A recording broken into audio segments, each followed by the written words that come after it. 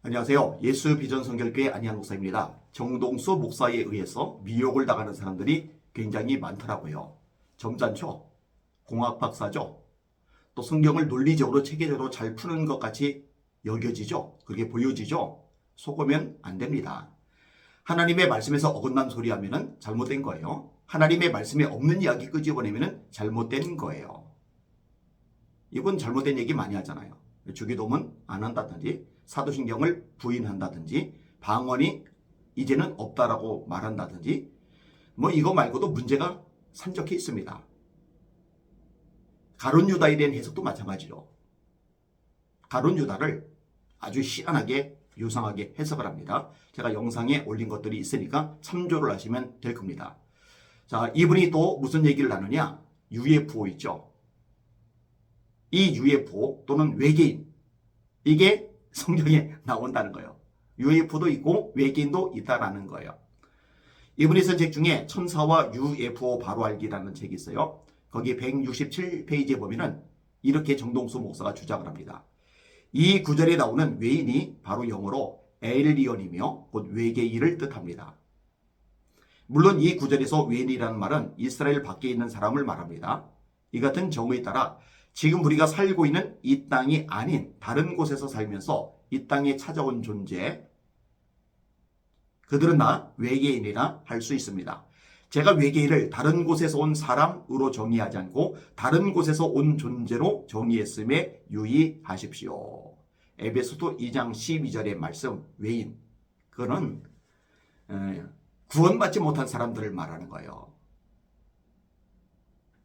하나님의 백성이 아닌 존재들. 그 외계인을 말하는 게 아닙니다. 요 부분 말고도요, 문제되는 내용들이 막 수두룩합니다. 어마어마하게 많습니다. 제가 시간이 되는 대로 정동수 목사가 직접 쓴 책의 내용들을 인용해 드리면서 얼마나 문제가 심각한지 여러분들에게 말씀을 드리도록 하겠습니다. 여러분, 우리들의 기준은 성경입니다. 하나님의 말씀이란 말이에요.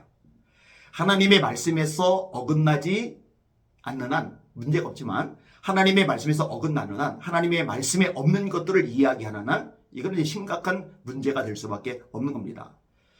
베레아 아카데미라고 아시죠? 김기동 목사, 성락교회 목사였었죠. 은퇴를 했고 아들이 이어받았고 싸움이 많이 벌어졌었죠. 자, 이 사람이 왜 이단 정죄를 받았죠? 간단합니다. 성경에 없는 이야기를 끄집어냈기 때문에 그렇습니다.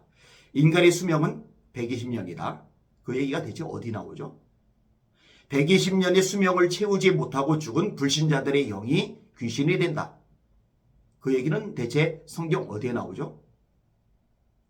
120년 채우지 못하고 죽은 불신자들의 영이 귀신이 된 케이스가 성경에서 과연 나타나느냐고요? 없죠? 그럼 대체 그걸 어떻게 알았느냐? 귀신을 쫓아내보니까 알았다라는 거예요. 너 누구냐? 그러면 죽은 누구다. 죽은 누구다. 아, 이런 걸 보니까 믿지 않고 죽은 사람, 120년 채우지 못하고 죽은 사람, 그들이 귀신이 되는구나. 아니, 그러면 120을 채우지 못하는 사람들이 대부분이죠. 99%죠. 요즘 의학이 발전해가지고 그나마 120 넘는 사람들이 좀 생겨나지 택도 없는 소리잖아요.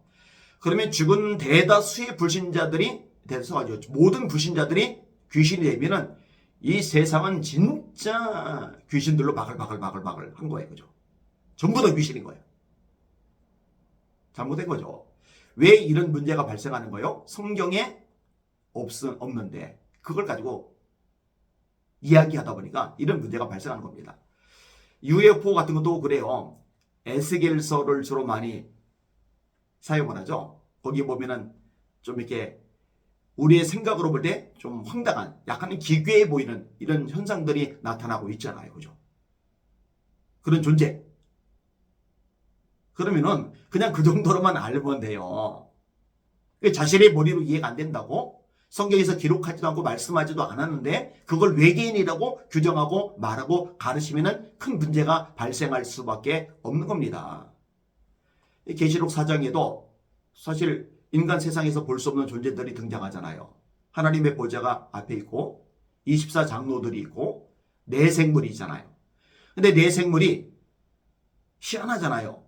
하나의 얼굴은 사람의 얼굴이고 하나의 얼굴은 독수리의 얼굴이고 하나의 얼굴은 소의 얼굴이고 하나의 얼굴은 사자의 얼굴이고 그러면은 그들도 엘리언, 외계인입니까? 아니죠. 그렇게 보면 안 되죠. 상징으로 해석하기도 하잖아요. 모든 피조물을 대표하는 존재들이 하나님의 보좌 앞에 있는 것으로. 자, 사자는 맹수들의 대표이죠. 독수리는 조류들, 새들의 대표이죠. 소는 가축들의 대표이죠. 사람은 만물의 대표이죠.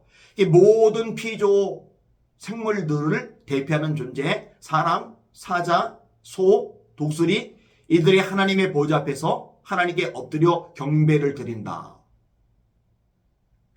하등의 문제될 게 없잖아요. 왜 그것을 에일리언이라고 말을 하느냐고요? 잘못된 거죠. 그런 식으로 해석하면 안 되는 거예요. 정동수 목사의 점잖은 모습에 속지 마시기를 바랍니다. 하나님의 말씀에 없는 얘기하면 이단이에요.